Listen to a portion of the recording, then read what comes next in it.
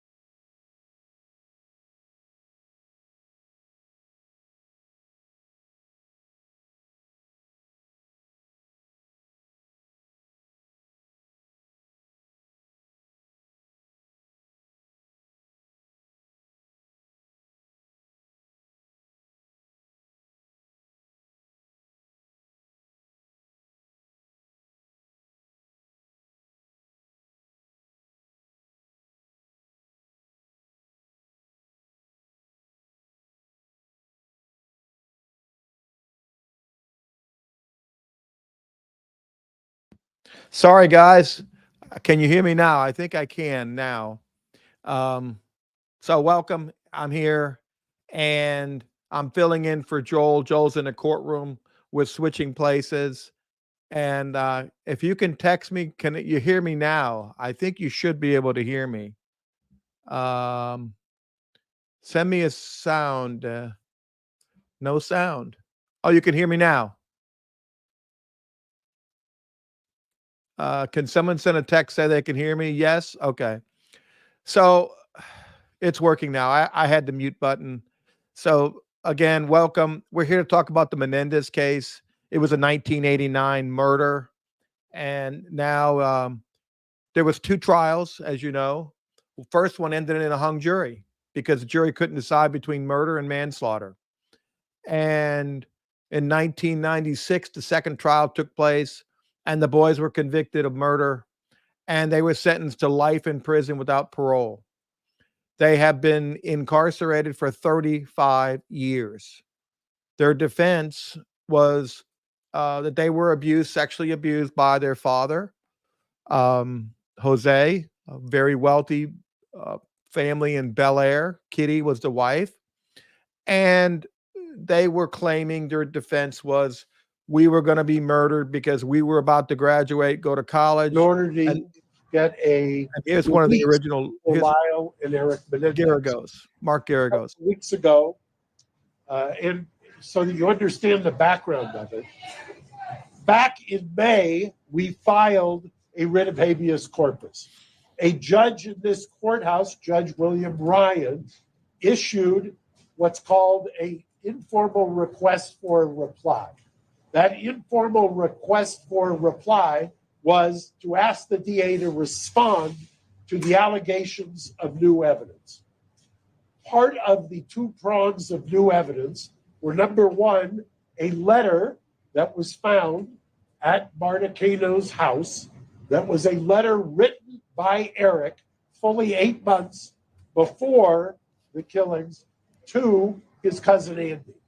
His cousin Andy testified at the trial. However, in the second trial was demeaned as making this up or was not true. This letter now shows or corroborates that Andy was telling the truth. The letter describes the abuse. The letter, I believe, was released at least temporarily by the DA's office, and anybody who wants it, we can release that as well. The other pillar of the writ of habeas corpus was a declaration by Roy Rosello. The declaration by Roy Rosello is incredibly important for a number of reasons.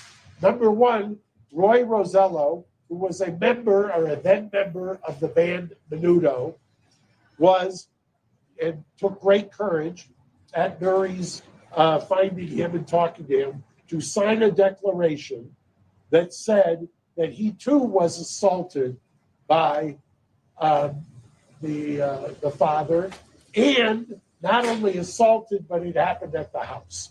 The reason that's important is that it corroborates what was testified to in trial number one.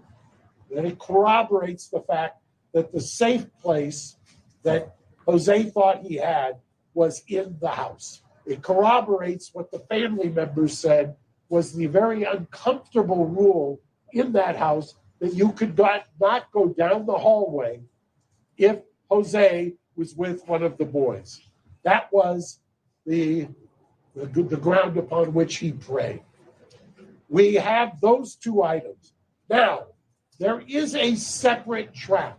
About 3 months ago, we sent a petition, and mind you, the DA's office, there's been those who have said, well, this is election nearing, blah, blah, blah. We filed this, the DA has been, Mr. Gascon's office, has been engaged with us productively, strongly, for well over a year. Joan, who you will hear from in about 5 minutes, we actually, because of her young age, turns 93 next month, we had what's a very rare thing done back in December, which is called a conditional examination. It's a deposition in a criminal case to preserve her testimony. She was there with her lawyer, Brian Friedman, who represents the family. And what we are also on a parallel track doing is asking, and have been asking, the DA to look at the work they have done and resentence them, to support the resentencing. Now, when I say the work they have done, Lyle and Eric have started, mind you, since 2005, up until the time that Judge Ryan issued the request for an informal reply, have had no hope of ever getting out. Since 2005, they had exhausted all legal remedies. They had resigned themselves to being in prison for the rest of their lives. You could take two tracks on that. You could either just become a hardcore, irreconcilable recidivist, or you could do what they've done, which is create programs, counsel people, develop amazing programs, mentoring people, go to college, get degrees. Lyle, in fact, graduated from the first ever class in June. I watched it, of a combination of UCI along with the Department of Corrections. The first class, Mr. Friedman and I were there, of 22 prisoners who got their BA degree while in prison. I know a bunch of them life without parole. So there is an idea that there is redemption. There is an idea with their Green Space project of rehabilitation. I will tell you, in over 40 years of doing this, I have never seen the amazing exemplary rehabilitation and mitigation evidence that we have now presented to the DA's office. We're going to hear from the family today briefly, and I will tell you, I'll give you kind of a coming attraction. I will start with Anna Maria. She will tell you exactly the genealogy. We have over 20 relatives, both Kitty and Jose's sides of the family. This is virtually unprecedented in my practice, and I would dare say it anywhere, that 20 family members on both sides, victims, constitutional victims under Marcy's law, are here to urge the DA to resentence. When, after they're finished speaking to you today, we will then, Mr. Friedman will take them across the street to the Hall of Justice, and they will go through what Gascon does in resentencing, and they will meet with the resentencing unit. They will, under the California Constitution, Marcy's law, they will voice their opinion on why they believe it's time that these gentlemen come home. That they've spent over 35 years, and I've said it once, I've said it twice, if they were the Menendez sisters, they would not be in custody. We have evolved, it's time, and without further ado, I'm going to introduce Anna Maria, who's going to come up and speak. So Mark's a very good lawyer, very experienced lawyer. Good afternoon, everyone. Buenas tardes. My name is Anna Maria Baralt. I am the niece of Jose Menendez. I stand before you today, not just as a member of the Menendez family, but as someone who believes in truth, justice, and healing. Before I get started, I just want to say that I know this is an election season, but for us, this is not a political issue. This is about truth, justice, and healing. On behalf of our whole family, it is my honor to formally introduce our new coalition, Justice for Eric and Lyle. Like so many others, I struggled to process the events of that fateful August day and the loss that I felt. Over time, it became clear that there were two other victims there on that day, my cousins Lyle and Eric. Lyle and Eric would continue to be victimized. They would be victims of a system that wouldn't hear them. And they would be victims of a culture that was not ready to listen. They would be mocked. They would be called cold-blooded killers, left to rot in jail and denied any hope of redemption.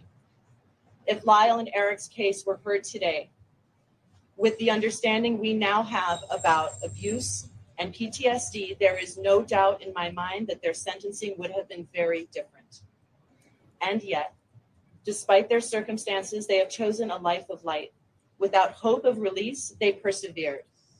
They have sought to better themselves and serve as a support and inspiration for survivors all over the world. Their continued incarceration serves no rehabilitative purpose. It's time to recognize the injustice they've suffered and allow them the second chance they deserve. Now here we are, both sides of the family united, sharing a new bond of hope. Hope that with the re-examination of their case, a new outcome will be reached. Hope that this 34-year nightmare will end and that we will be reunited as a family. I am here to ask the district attorney's office to take into account the full picture, the truth that was hidden for so long. Lyle and Eric deserve a chance to heal, and our family deserves a chance to heal with them. Please join us. Visit www.justiceforericandlyle.org and sign our petition. And if you'll indulge me, I have two more statements to read. The first is from my mother, 85 years old, Terry Baralt, the sister of Jose Menendez. She can't be with us today due to health challenges, but she sent me this. I'm sorry that I can't be there in person to support my nephews, Lyle and Eric. I begin chemo soon and my doctor says no flights. I need to be strong. I wish to make it clear that I stand firmly with this family. I am Lyle's godmother, and I love them both very, very much. My nephews have spent 3 decades in prison helping others. I have seen great growth in them. Even the law enforcement supervisors and corrections have written letters to the court asking for their resentencing and release. Millions across this country agree. I implore the district attorney's office to end our prolonged suffering and release Lyle and Eric back to our family. 35 years is such a long time. My prayer is that I live long enough to see my nephews again and to hug them once more. I have another statement, and this is written by a family member of Marta Cano and Andy Cano, that Andy, the one to whom the letter was written. This is written by one of Marta's children.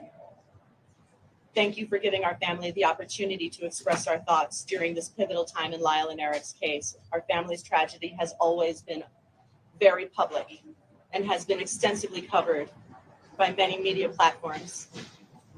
Marta and Andy Cano would have wanted to speak today, but unfortunately they are both unable to do so. Marta is in memory care, but she spent decades supporting Lyle and Eric.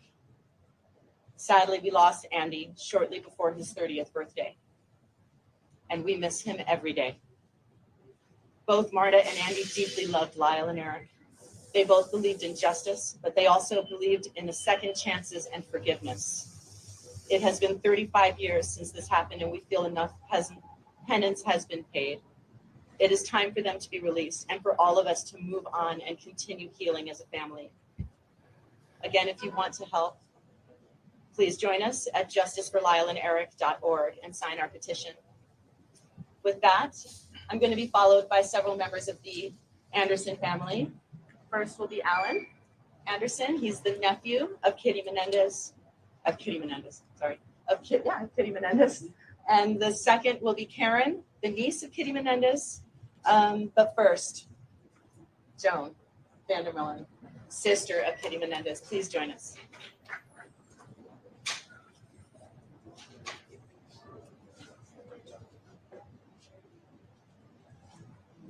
soldiers. Thank you.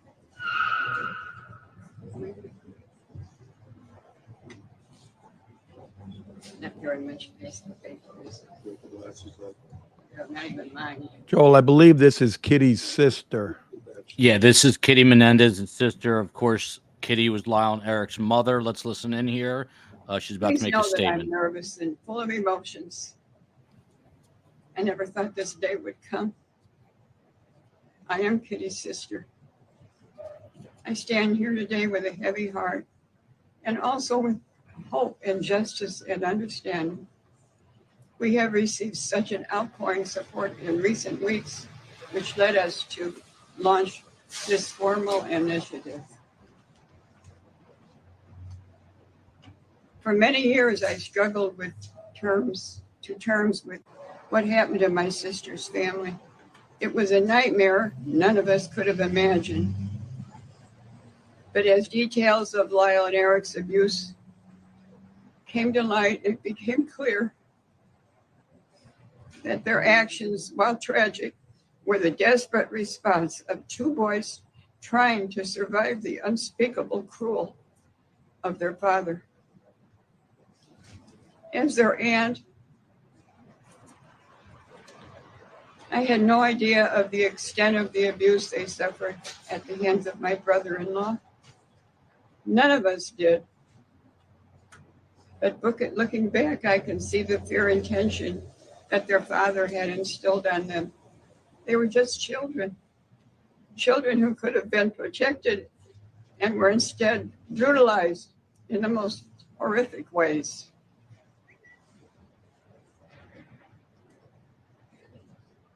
The truth is, Lyle and Eric were failed by the very people who should have protected them, by their parents, by the system, by society at large.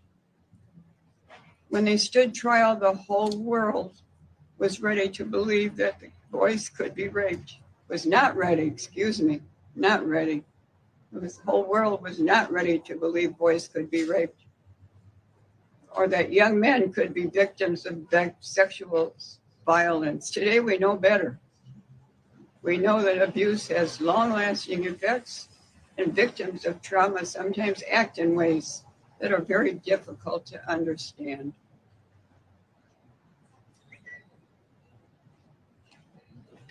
In the years since their conviction, society's understanding of sexual abuse and its psychological impact has grown significantly.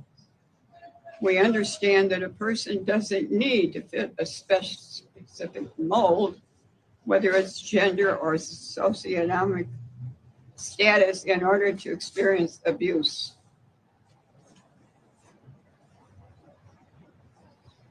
In their case, if it were tried today, the evidence of their father's abuse would not only be admitted in court, it would provide essential context for why they acted as they did.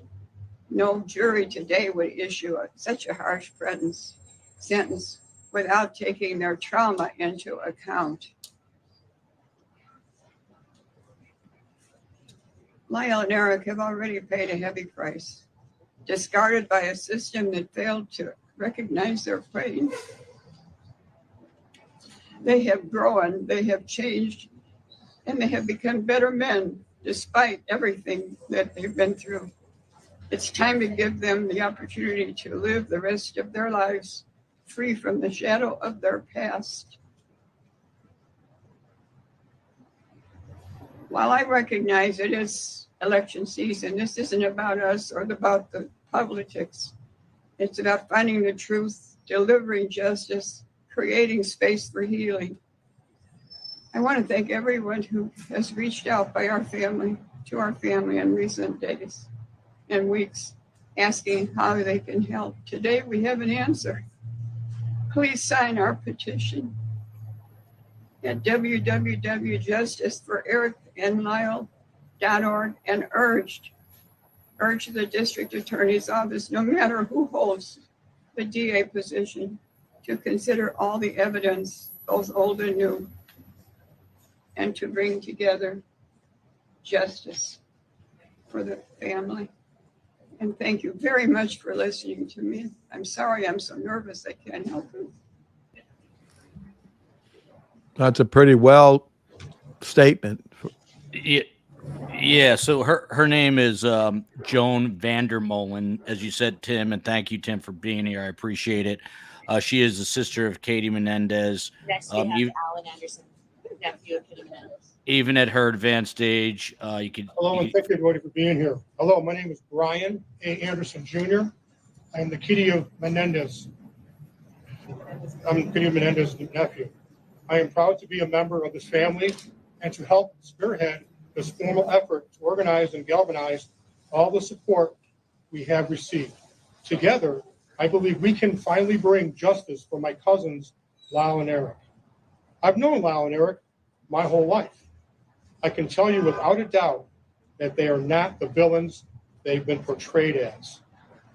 They were boys, young, scared, and abused by their father in ways no child should ever experience.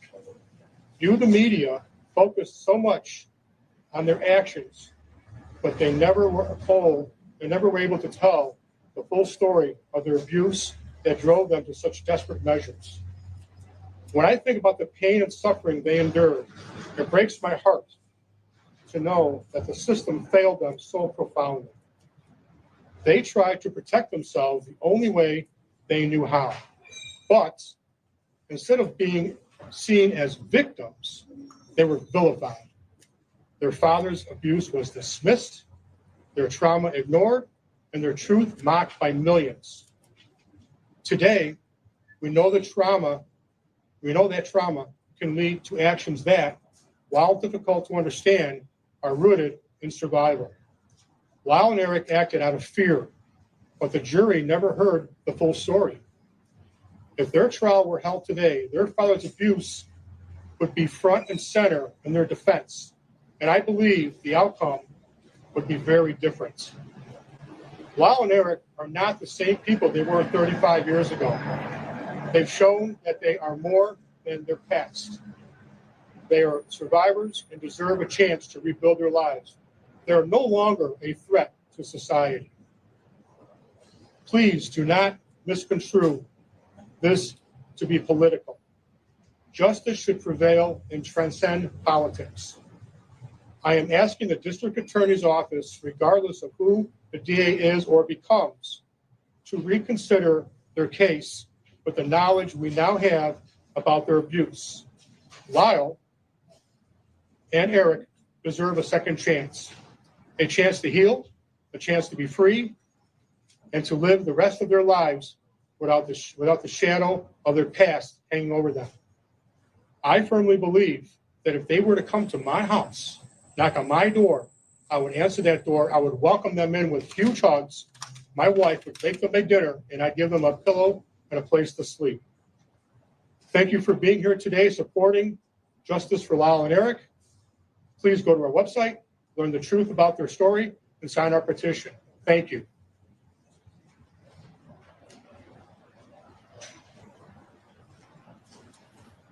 Please welcome Karen Vandermolen, niece of Kitty Menendez. It's a well orchestrated press conference. It sure is. Good afternoon. There's a lot of you, and I'm very nervous. My name is Karen Vandermolen Copley. I am Kitty Menendez's niece, and I'm here today speaking out because I have believed for many years that the truth needs to be known about what really happened to my cousins, Lyle and Eric. From the beginning, I believe Lyle and Eric were victims of their father's abuse. I grew up knowing and feeling something wasn't right. The feeling in their house and the father-son interactions were just off. But it was not until the first trial that the full horror of what they had to live through came to light. My sister, Diane, had evidence of their abuse. That was not even allowed to be presented at the trial. I cannot help but think of how things would be different if the world had known the truth back then, or if They had been the Menendez sisters.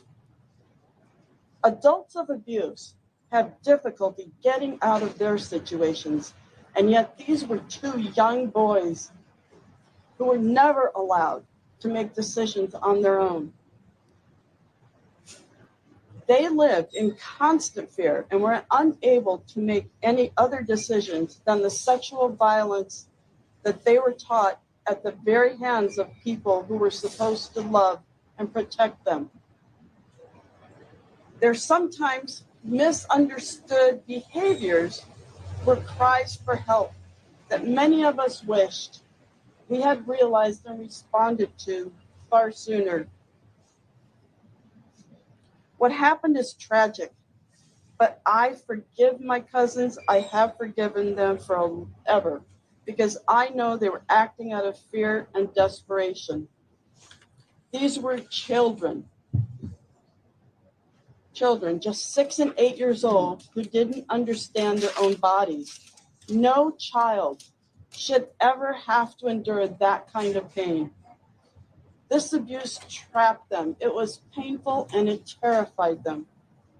Their father's abuse shattered their lives and the family's lives, and the courts failed them, failed to recognize their trauma, compounding this tragedy. We live in a time now where we understand how abuse can shape a person's actions, male or female.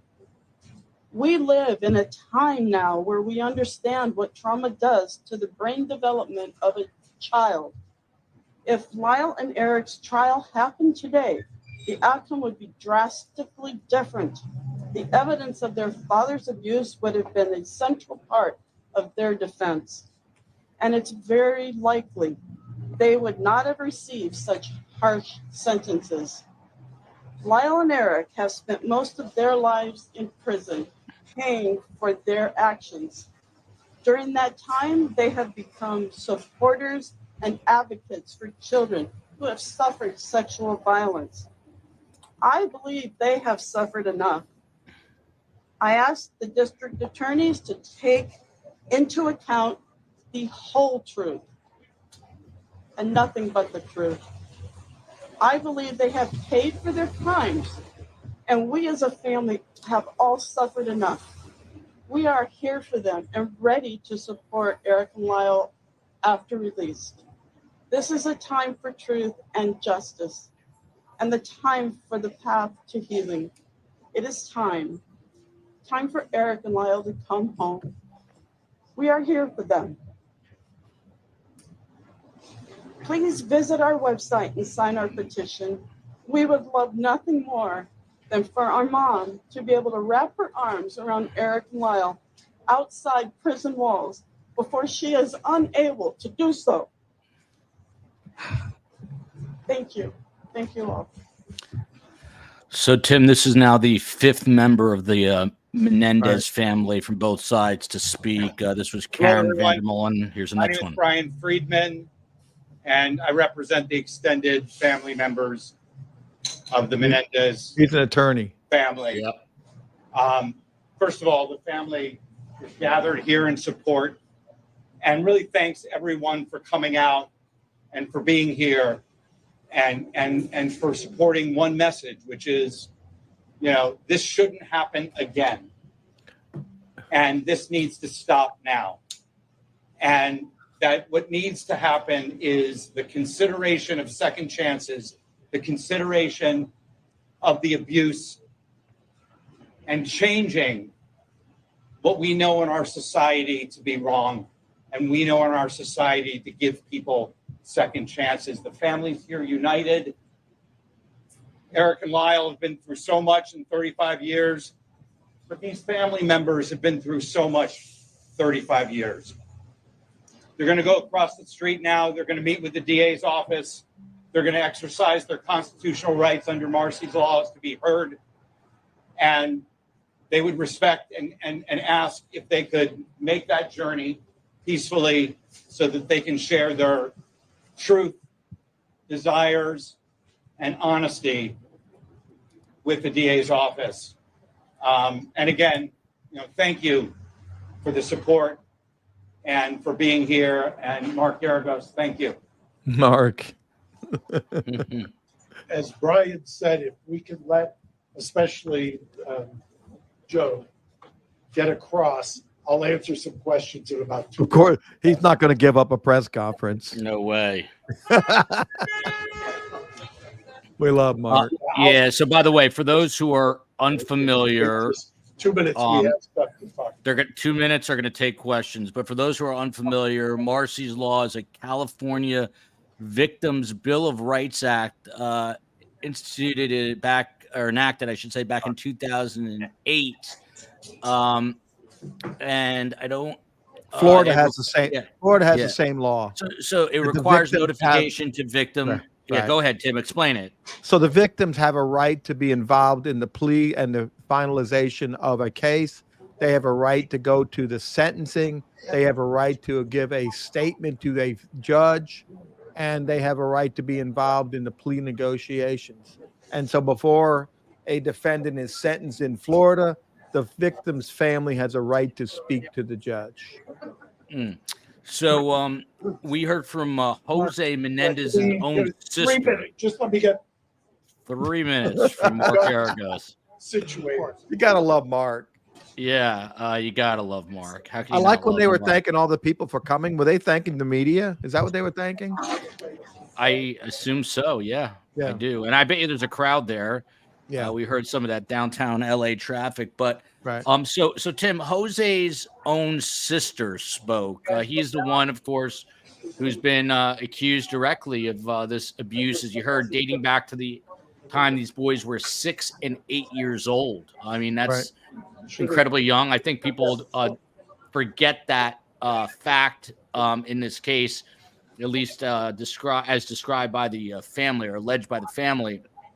But she's 84. She went on to say that Yes. she has seen amazing growth in the boys. Okay, here's Geragos.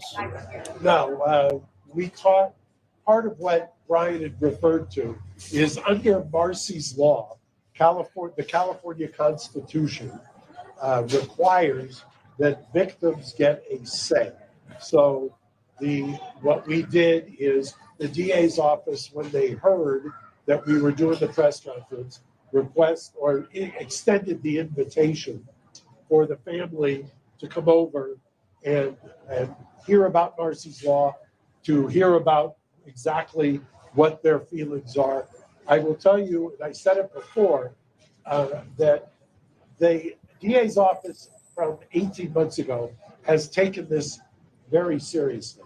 And I say that because there are times, whether it's high profile, low profile, that I don't get the feeling that we're being heard. I get the feeling here that we have been being heard. I get the feeling that there's genuine. I think the DA has mentioned in his remarks that there is a division in the office. I understand that. I mean, I get that. But I don't think that there should be any division when you've got a united front of this many family members. And I know somebody had asked me about one of the family members. I would just say I don't want to cast aspersions on anyone. All I will say is think about your own family. Do you think you could get almost unanimous support out of your own family and extended relatives for anything you do? So I'll leave it at that. Mark, obviously, there's renewed public attention to this story. There's renewed public attention to this story, thanks in part to new documentaries, Ryan Murphy series, public support from people like Kim Kardashian and Rosie O'Donnell. How do you think this will all impact Wild Eric's case? Well, I think interestingly, and I don't know how you measure something like this, but I have been, obviously I was practicing when this trial took place. I remember in 1994 representing a woman in Pomona, and we used the battered woman syndrome. And she got a voluntary manslaughter, she got probation. And I remember at the time being struck by the idea, and I've confirmed it now in the transcripts of their second trial, struck by the idea that the DA's office on the second trial took the position, and it may not have been wrong at the time, that the battered woman syndrome, that something that diminishes your intent, did not apply to child abuse. And that was on the record. And that's what the judge ruled. So how do I think, how is this evolved? First of all, the younger generation, I hate to say that, makes me seem old, but there's been a movement. I think that what happened is that when the Ryan Murphy series came out, it was such a caricature of them that the pendulum swing backlash actually created a focus on it. And people then took a look. I know that I've seen some of those videos of the first trial that was televised, where the DA's office was taking the position that men could not be raped, they don't have the equipment. And you've seen all kinds of arguments along those lines. That is unfathomable in today's age to people who weren't alive back then. So I think that evolution has been, frankly, seismic. What do Eric and Lyle think of all this? He's not going to go for 3 minutes. I bet money on that. That we mentioned early on, and that the family has said it. They had absolutely no hope after 2005. So after 2005, they didn't believe. They thought they were going to spend the rest of their life in prison, and they had resigned themselves to it. And all of the programs, I invite anybody to take a look at what's called the Green Space program that they have. The Green Space program that they have. Welcome to LA. That's based on the Norwegian model. That is something that they have done in order to reacclimate prisoners who are being released. I look at both the external programs that they've done and the introspection and work they've done on themselves. I use the term cautiously optimistic. I mean, there is an irony that DA politics played a role in their conviction. Well,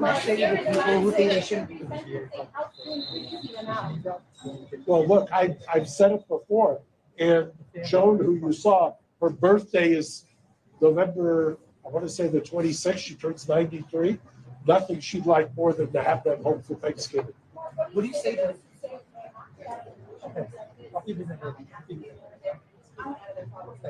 That's what the question was. What do you say to the people who say they acted out of greed? I have two responses to that.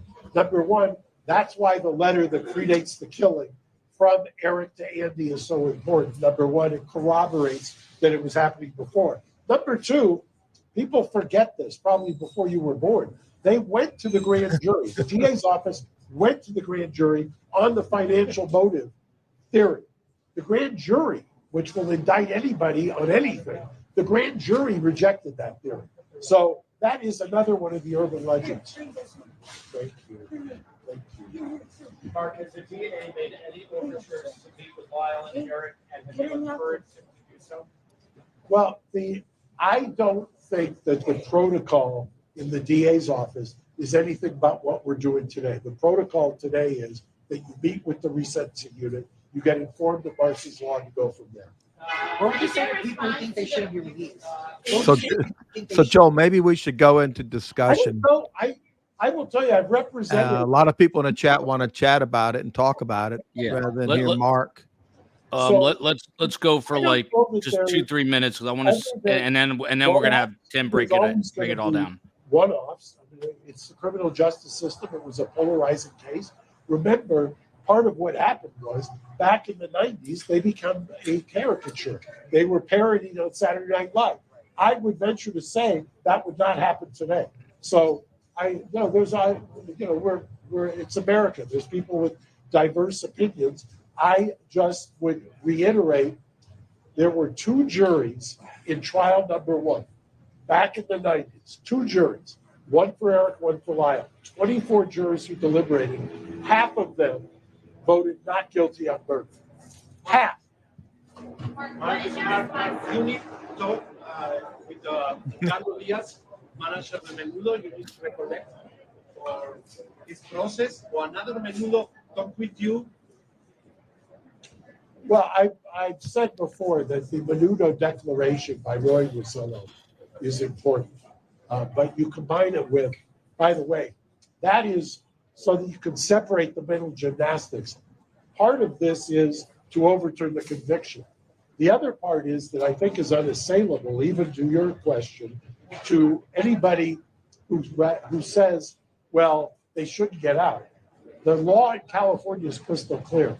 Resentencing, they qualify under the resentencing laws on every single factor. It's almost, I hate to say that anything's a slam dunk in the criminal law, but under the resentencing laws in California, they clearly qualify. Just to be clear, so you want the conviction overturned? We filed originally for the conviction to be overturned. That's what a writ of habeas corpus is. The other component of this is a resentencing. So it's two tracks. You can pause the habeas while you consider the resentencing. So it's walking and chewing gum at the same time. So you believe they were not guilty? But if the habeas would be granted, you would get a new trial. If they are resentenced, the judge under California law has the ability to recall the sentence and sentence them to a wide range of options. So it's your position that you because they resentencing is what I understand. If he feels, oh, they've been rehabilitated, they're no longer a threat to society, they've paid their debt to society, they will qualify under the resentencing.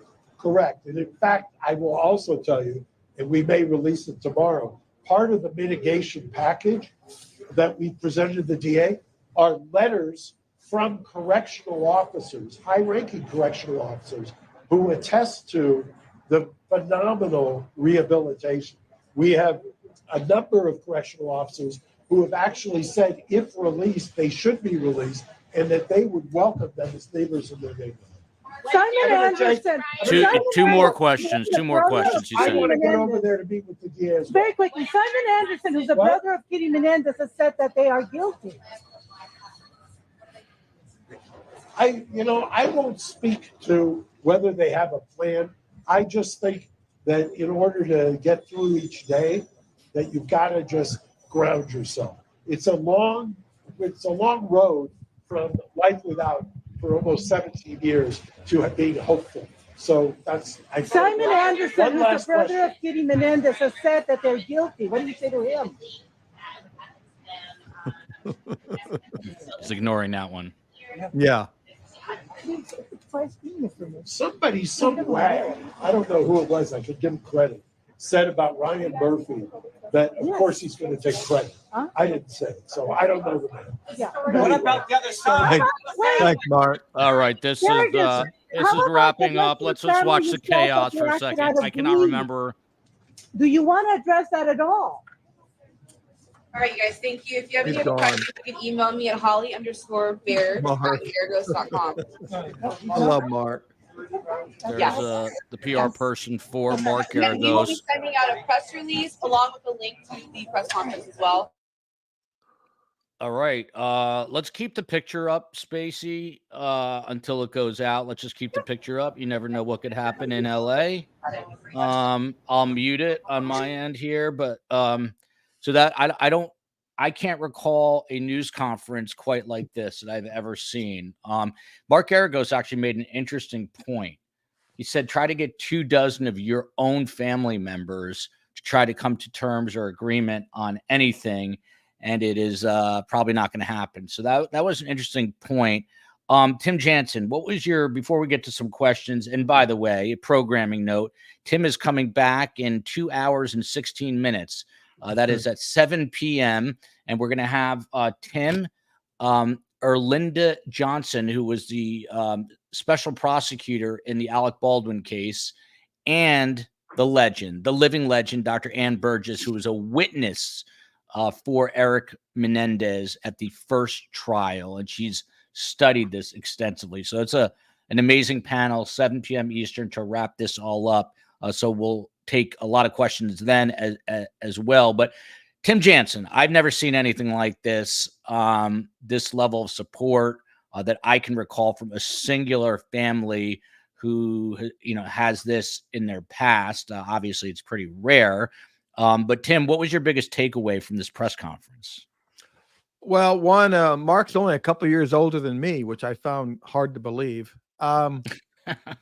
The Marcy's law is good and bad, right? Where it's good is that the victim's family should have a right to have a say so. Where it's bad is when your family member is the defendant and the family member is the victim, right? Say your child, your son molests your daughter, and the victim's family says we don't want him to go to jail. Well, the Marcy law fails there because they're caught in between. It's like that conflict. Remember, it's like a conflict like Dan had. It's like Marcy's law is meant to be good, but it's not good in this situation. And you understandably, the family does have an input, but I don't think that is necessarily the last thing for the state attorney to determine whether or not this family or these family members want their cousins or nephews back. Of course they do. It's been 35 years. And then they hear these atrocious allegations of molestation. And that's horrible. And I believe society has changed.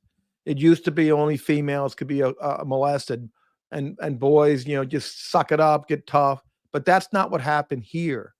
But it does not excuse the murder, the planning, and the murder. And these are not 10 and 12-year-old kids that picked up a shotgun and shot and killed them. They were 18 and they were 20. It was planned. And you can't get over that fact. So the whole thing here is really, what do we do as a lawyer? Are you trying to claim they're innocent? No, you're not. Are you trying to say there is extenuating circumstances and under California law, they might be eligible to be released? That's all you can say. They're still murderers. They're still killers, right? And if it's true that they were molested, and it sounds like it, I listened to the interview 7 years ago of these same family members, and they were pretty clear that the dad had a rule. If I'm up in that room with the boys, no one's allowed to come down that hallway. That is the biggest red flag there is. Daddy shouldn't be in the room with one of the boys and no one can come near. That's what you got secret. You always need to tell your kids you won't have secrets with anybody. You don't have secrets with your mom. You don't have secrets with your dad. That's what leads to abuse. And Mark's a good lawyer. He's been around a long time. I've been on panels with him. He's using this press conference in a very, very powerful way. He's got a state attorney. I think he's up for election. And we all know California's liberal, real liberal. This press conference wouldn't have meant anything in Florida. They would not have been even considered it. You go to Texas, they would not have considered this, but it's in, obviously, California. Yep. So Tim, we had a DA on yesterday, General Mark Davidson, an active DA in Tennessee. He was pretty adamantly against a resentencing here. So you can add Tennessee to both Florida and Texas, where we are, is in Florida, of course. Here's an interesting question, and I did not mean to cut you off, Tim. We're going to get right back to you. Do you think that Ryan Murphy, that's the Netflix show, this is from Jay Hendricks, that the title Monsters, was it titled for the brothers or the parents? I just immediately assumed it's the brothers. Never even gave it a thought, but it's kind of like a double entendre. And I guess it depends on how you see it. It could be the parents. It could be the brothers. I only looked at it as the brothers, but that's interesting. That's a really interesting take, and I'm glad you brought it up. People have been asking, so I'm just going to say what it is. They formed a website, justiceforlyleanderic.org, justiceforlyleanderic.org. They said that the site is already crashing. And Tim, we're going to go back over this tonight. So I don't want you to get into too much detail right now, but walk us through from a legal perspective. This is George Gascon, the district attorney. That's where they're headed next, I think, to his office. Initial reports were that he was holding this press conference. He wasn't there. But what kind of authority, and I know it differs state to state, would a district attorney have to resentence? I mean, he is not operating just by himself. He's got to have the permission of the courts in order to do this. So can you explain that a little bit? I think that he can. I think that they can agree to a resentencing, and I think that they could agree because this new evidence that was found, right? Some of the evidence was kept out. They had this letter that was apparently written, which corroborated the testimony of the individual. I believe that individual has passed, but the letter corroborated that I think Eric was being that he wrote that he was being molested by his father. And it's also that is important because that evidence would have come in. Now, the first trial, they had two jurors, one for each kid, and they couldn't decide between murder and manslaughter. And manslaughter, a 30, 35-year sentence would be the max in California, probably for manslaughter. So they would be eligible for parole. That's what they're trying to get, right? He's doing the habeas to get a new trial. But what does he really want? He wants to get resentenced and get him out, right? So you ask for the highest and you're willing to take the lowest, right? So you go buy a car. You go buy a car and the guy goes, it's $10,000. And you say, well, I'll give you 5,000. And he goes, well, how much can you pay on a monthly basis? They're really hoping if they don't get a new trial, because they don't want to try it, who's going to pay for it? And the DA doesn't want a whole new trial. They're just hoping to get a resentencing. And that's what, then they're putting a lot of pressure on the DA. They're bringing in the 94-year-old relative. They're bringing all these family members. They've got this political press conference. And Marcy's law says we should be involved. Well, what do you do if you're the DA? You know, I'm Yeah. curious to see what their response is going to be. And I'm curious if he does say, okay, this is what we'll do. We'll agree to a resentencing and we'll leave it to the judge. Right. And that judge, I assume, real quick, by the way, from Mary or Marie Brown, I'm not sure how she pronounces it. Does SA change things, circumstances, sentences change, even if they planned it? Well, they definitely planned it. Okay. They've been open, outside of the first bunch of months. I think it was a year before they arrested them, but they've been open ever since that they committed the crime, as far as I know. And by the way, Dr. Ann Burgess is going to talk a lot about the psychology, and she's not just anybody. She literally interviewed Eric Menendez on multiple occasions, which she'll walk us through later. But Tim, okay, so number one is Gascon decides that he's going to have a resentencing. He said he's going to have a decision by the end of the month, and that's literally 2 weeks away.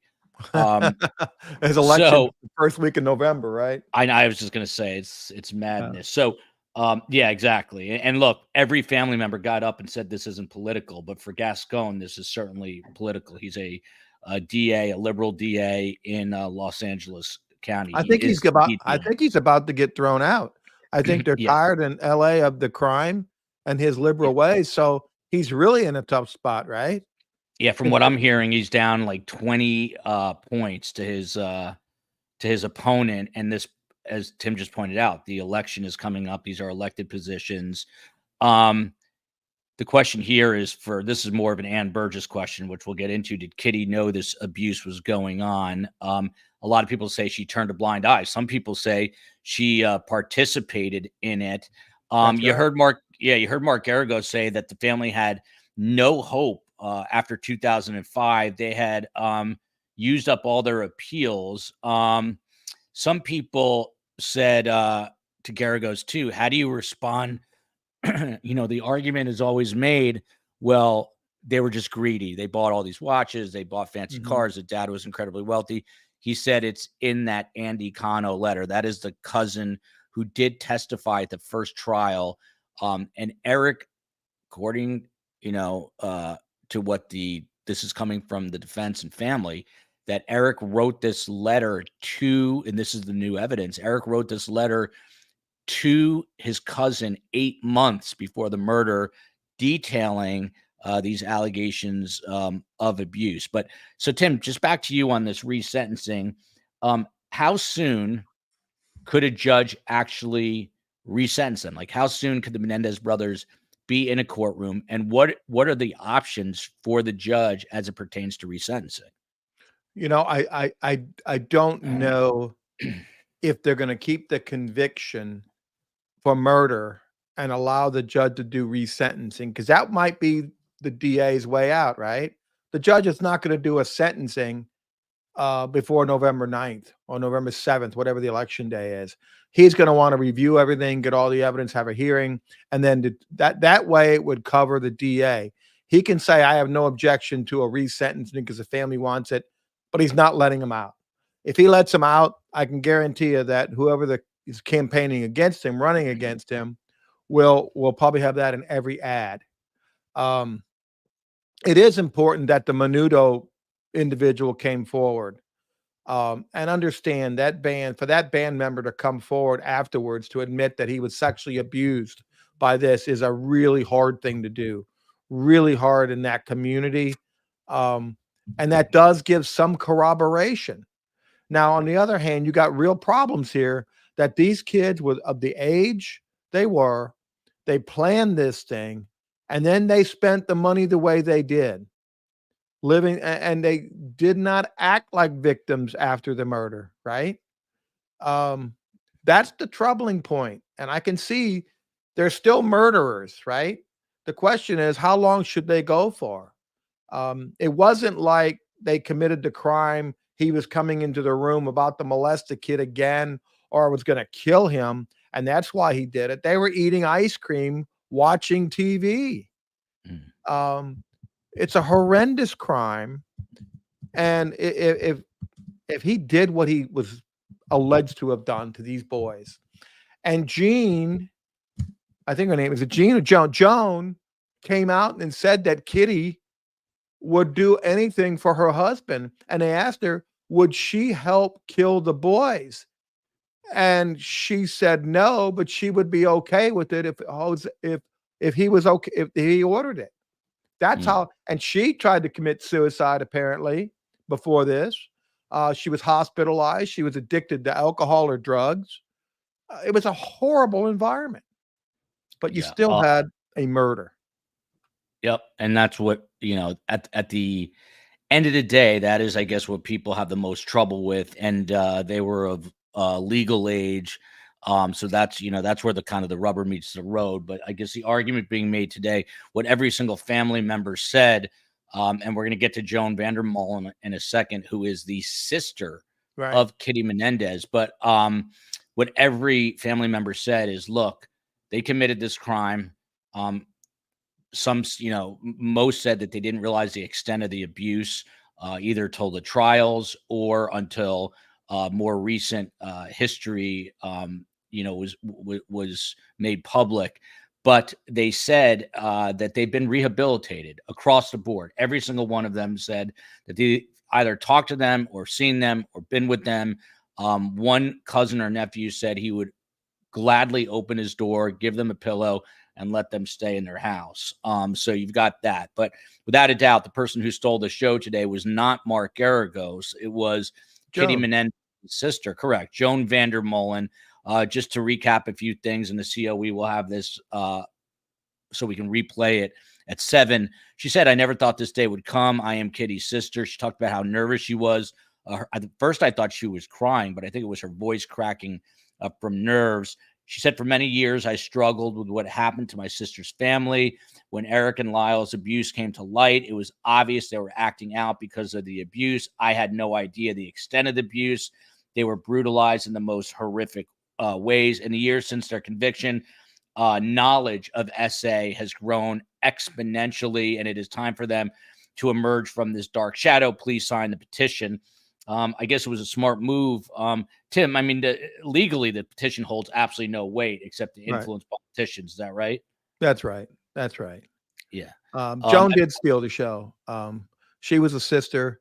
And that 2017 interview with all the other family members were there also. They all said there was something weird about the house.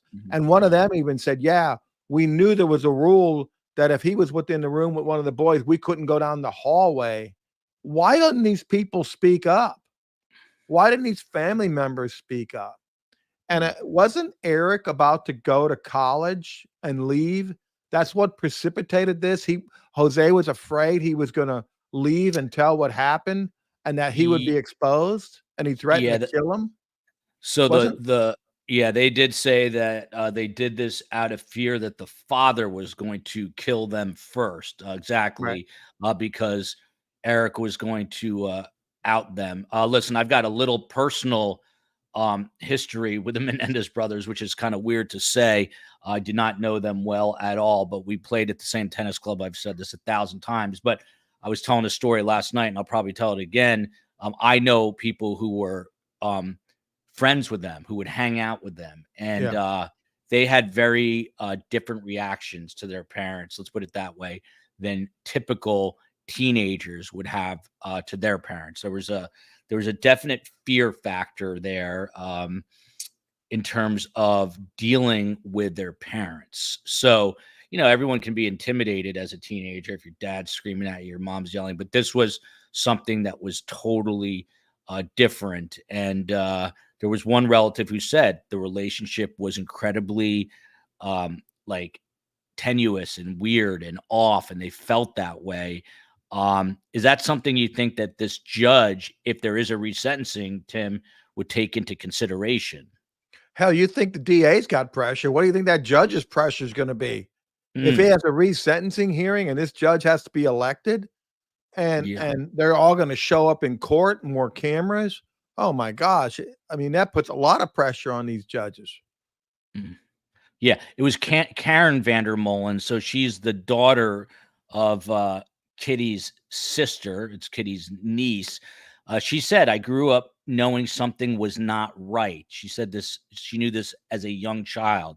It wasn't until the first trial that the full horror came to light. And a few people said this, including Mark Geragos, but a couple of the family members said, "What if they were the Menendez sisters?" Tim Jansen, is it Yeah. true that if they were the Menendez sisters, they would have been freed years ago? I tend to believe that is the case. I think that is the case. And I know I've had cases when domestic battery and the husband is the victim of domestic battery and the police come and they don't believe it. They look the other way. They're always looking for injuries on the wife or the lady, and they really don't look for injuries on the guy. They don't want to believe that the wife or the female can be the abuser. So you can see that this way also. Um, that's how it was. I mean, we're talking what, early 80s? Mm. It's a lot different now, Yeah, I mean, they committed the crime in '89. I remember it like but yesterday. the It was just abuse was going on for yeah, they're years, right? 6 and 8 years old. They were 6 and 8, so that goes back into the '70s. They were Right. in the 1970s that Jose began abusing them. By the way, there's no better casting in Monsters for Jose Menendez than Javier Bardem. That guy is Oh my spot on. gosh, That's the that guy, father. I've great not seen the actor. whole series. Yeah, amazing. I have not seen the entire thing, a couple episodes. Helen Fong here, look at this. She just joined the petition, free Lyle and Eric. So I'd say half the chat says free him, the other half says no way that they are killers. So Tim, one other thing, and again, we're going to do this at 7, so I don't want to go too crazy right now, but just for me, because I don't understand it, there's the resentencing possibility and then the habeas part of it. Yeah, What those are what is 2. the Yeah, habeas? okay. Yeah, explain that, Habeas please. habeas means they should get a new trial. There was Mhm. evidence, there's new evidence that wasn't available that would shed light on a conviction and their guilt. They should get a new trial. I don't think that's gonna happen, okay? So, in the alternative, they wanna get a resentencing, and what he said under California has these resentencing laws that they qualify for every factor, and that may be true, and it's probably a lot easier to get a resentencing than to get a new trial, right? Mm. Um, and I think they feel confident that they have enough pressure that they get the resentencing, they're gonna get what they want, and that's to get them out. They're still gonna Mm. be convicted murderers, and they're not gonna get any money for serving that time in prison because they committed the crime. Mm. So, it was funny how this case was.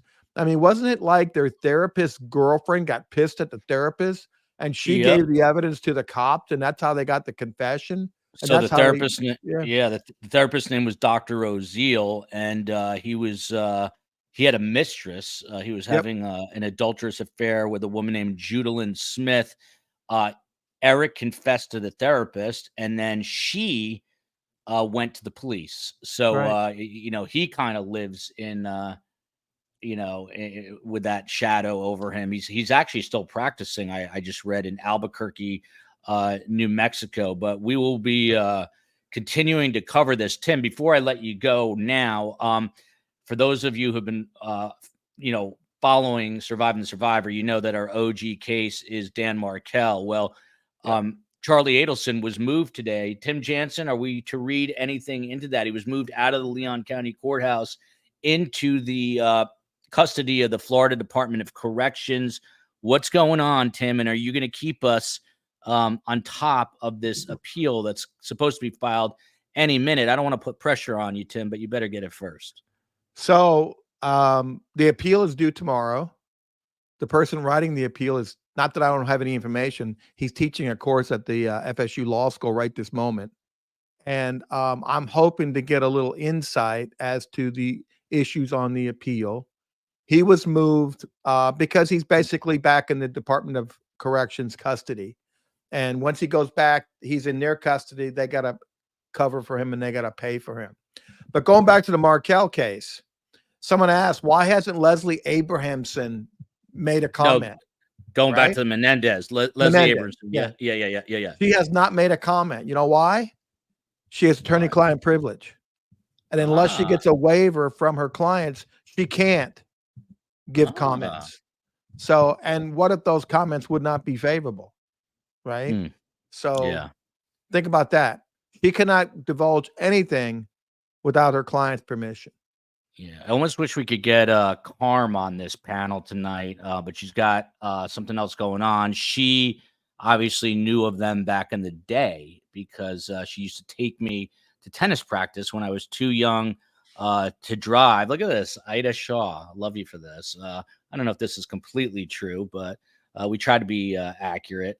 I had some bozo on Twitter yelling at me that I need to take sides on cases. And I told him, explained to them that I try to be a journalist. Every journalist has bias, but I try to present as much of the two sides as possible. So there you go. There was something really specific in the chat related back to the Menendez brothers. And I'm going to raise this. I've talked about this with Ann Burgess, but it's a little graphic. So if you are, I don't know, if you are, what's the word? I can't even think because I was in court all day. If you're squeamish, you might want to earmuff yourself. But Eric Menendez did tell, and I forget who he said this to. I think it was a therapist or psychologist at one point, either related to the trial or previously, that he used to put cinnamon in his father's drink, in Jose Menendez's drink, so the semen would taste okay, like it would change the effect of the taste. My God, that's horrible. Yeah, horrific. So that's just an example. Why would you even bring this up? I bring it up because it's in the chat, and this is something because this goes to show.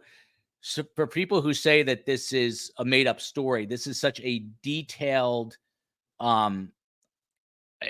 just such a crazy detail that he is offering, that Eric Menendez literally offered up, that it is almost implausible to not believe that. How could anyone make that up? So that's my point there. Phantom 6000. He's a friend of mine, a friend of the show, and it looks like sort of like the Unabomber in his emoji photo, maybe even scarier than the Unabomber. He says, I don't know whether there was abuse or not, but Gascon is searching for votes. He doesn't care about the Menendez brothers. There is an undecided 20%, and Phantom's got his pulse on the politics. Tim, they always say... Does Phantom know if he lets him out, he will lose votes or gain votes? I'm assuming if he lets him out, he's going to gain. Correct, Phantom? Just let us know at the bottom of the chat. I think he would lose. If he lets... no, I think he would gain votes, right? If he... now I'm confused. Because I don't know. Why was Geragos saying this is not politics? I think if he lets him out, he's going to gain votes because of the liberal policies in Los Angeles. but he is liberal, but he's losing by 15 points or so Yeah, he's because they're down. I tired don't of all know. the crime. Yeah, Maybe Phantom can answer that question. I'll text Phantom after this and straighten out. I can't even think straight. But anyway, listen, we're gonna go back over all this 7 o'clock, and we're gonna have sound bites from the press conference in case you missed it. We're going to have Tim Jansen, the famed Tallahassee defense attorney, who's here right now, who will be back, who is also a federal prosecutor. We're going to have Erlinda Johnson, who we've never had on the show, and she was a special prosecutor in the Alec Baldwin case. And, of course, the living legend, Dr. Ann Burgess. Just very quickly, jury selection in the Sarah Boone trial is taking its time, to put it politely. So I don't know if a jury will even be seated tomorrow. If not, on Friday, I'll be there for opening statements, and we will continue to take you through all the Sarah Boone coverage. I told the COE, if I go to Orlando, all hell is breaking loose. We've got the Menendez brothers. We got more craziness with Diddy. We got Charlie Adelson, and of course, Sarah Boone. And I think I'm forgetting one. So it's been a wild ride since I've been here. But it's the way it is. It's especially the way it is when you hang out. COE brings chaos, and I love it. So are you in Orlando? I'm in Orlando, Tim Jansen. Yeah. Yes, I am. Yeah. Okay. Yeah. Is that your new studio, or is that just what is that? Where you're at? Are you in a pub? I'm in a long stay hotel. Let's put it that way. So it's got like a little suite area, and I put up my light, man. I'm the real deal, Tim Jansen. I don't. Yes, you are. I bring my my light, but we're gonna see Tim and hopefully all of you in just under 2 hours. Love you, America. Love you, Tallahassee. Love you, Los Angeles. And if you believe that the Menendez brothers did this because they were abused, I guess you believe in justice for Eric and Lyle. Others do not. People remain divided. We will see you at 7 o'clock, everybody.